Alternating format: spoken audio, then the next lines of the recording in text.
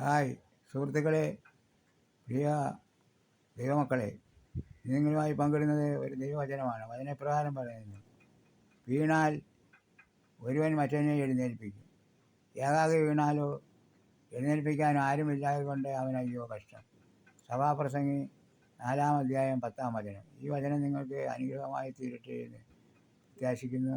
എല്ലാവർക്കും നന്ദി, നമസ്കാരം. ഇതുപോലുള്ള വചനങ്ങൾ നിങ്ങൾക്ക് നോട്ടിഫിക്കേഷനായി ലഭിക്കണമെങ്കിൽ സബ്സ്ക്രൈബ് ചെയ്യാനും തൊട്ടടുത്തുള്ള ബെല്ലേക്കും ക്ലിക്ക് ചെയ്യാനും മറന്നുപോകരുത്. നിങ്ങളുടെ അഭിപ്രായങ്ങളും നിർദ്ദേശങ്ങളും കമൻറ്റ് വഴി അറിയിക്കാനും മറന്നുപോകരുത്. ഇനി ഒരു ഗാനം കേൾക്കാം. എന്തതിശയമേ ദൈവത്തിൻ സ്നേഹം, എത്ര മനോഹരമേ അതു ചിന്തയിലടങ്ങാൻ, സിന്ധു സമാനമായി സന്തതം കാണുന്നു ഞാൻ. ഇനി അടുത്ത ഒരു ഗാനം.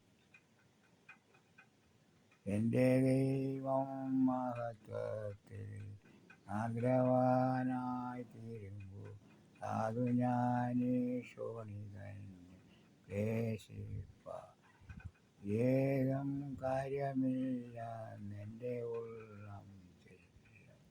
വൈഷമ്യമുള്ളേതു കുന്നു കരകേറി നടകൾ, രക്ഷകനൻ കാലുകൾ തീർന്നൻ പാതയിൽ ഞാൻ അനിനെ പോലോടിടും. ആരുമേ നീങ്ങില്ലെന്നോ ഞാനായി തീർന്നവൻ, മാനസത്തിലാതി കൊണ്ടു ഏതിപ്പ എൻ്റെ നിത്യ സ്നേഹിതന്മാർ ദൈവദൂത സംഗമം.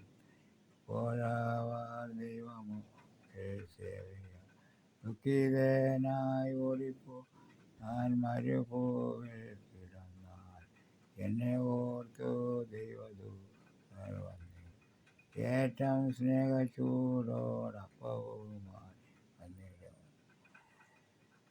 സാധു അന്ധനായി തീർന്നിടല്ലേ ദൈവമേ,